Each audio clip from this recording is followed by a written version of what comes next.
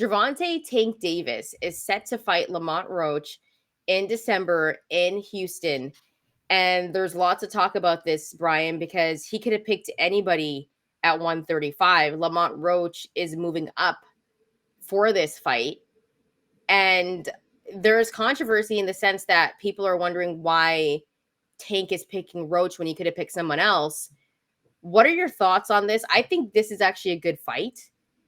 It doesn't have the same type of aura as a Tank and Loma would have.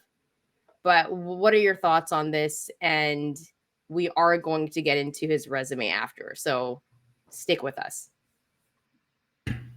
Yeah, we're gonna do some of that too. God, it's gonna be over an hour. Gervonta Davis basically confirmed this also on his Instagram. He said December Houston, and yeah, Lamont Roach has been the long rumored contender. Look, I think this is another sort of Frank Martin ish type of fight where he's fighting a dude who has earned a big opportunity, who is not undefeated in this case. Frank Martin was, although he probably shouldn't have been. But Lamont Roach Jr. has a bit of a resume. He's on a run. His only loss is to Jamel Herring, and he did beat Hector Luis Garcia, a common opponent between the two.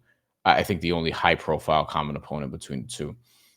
But I think people are going to look at this and be like, all right, Tank again is not fighting one of the elite guys that you want to see him fight against. He's fighting another kind of B-level fighter who is really, really good, but you want to see Tank against the best of the best. And there is on his resume, he's been in our lives for a very long time. He's been in our lives as a championship level fighter for several years now.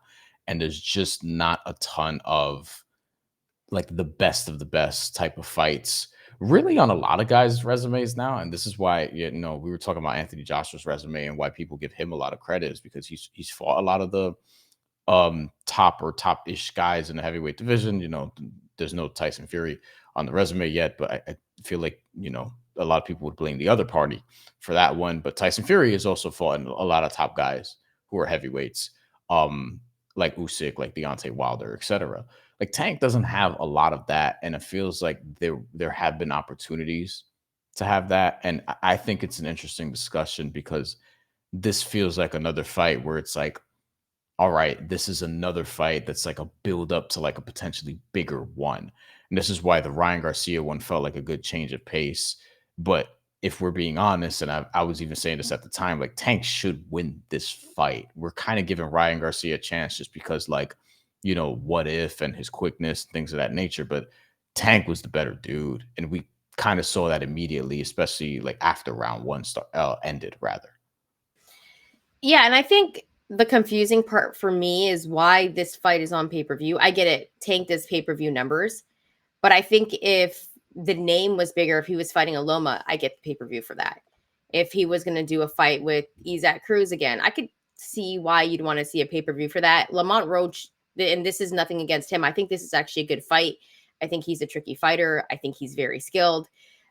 I also think he has a chin that's not sus. So I actually think this is a good fight, but Tank should win this fight. It's just like, why is it on pay-per-view though? Like I don't know. If it was free, I think Because it's people would Tank. eat it up. Yeah. It's Tank. But He's one but of the I only pay-per-view guys. but it's Really. one of the arguments where I'm like, I don't think every fight should be on pay-per-view. Like Agree. and it's kind of giving the Canelo blueprint right now, where Canelo is like picking fighters like Edgar Berlanga and Jaime Munguia, good fights, young fighters, and they're on pay-per-view, but obviously we want to see Canelo fight David Benavidez.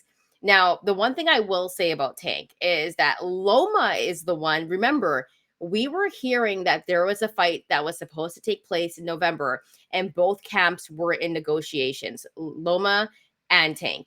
And then Loma decided that he was going to take some time off. That's not Tank's fault. Yep, that's all And, Loma. yeah. So let's just say if there were real negotiations happening and this was reported that there was, that's not on Tank because that would be a massive fight. Now, he could have fought somebody else in this division, and we could take a look at some names here in that weight class. I believe Shakur Stevenson is dealing with an injury. He had to pull out of He his was fight. supposed to fight against Joe Cordina, I believe, next week. I think he was going to be on that Yeah. Better Be a Vivo card, I think. Yeah, and there's other names that you could definitely look at in this division, but I think the one that we really want to see is Tank fighting a guy like Loma, Tank fighting a guy like Shakur. Navarrete had moved up, didn't look the best at 135. There are names there though that I think are more interesting, but Lamont Roach is coming up.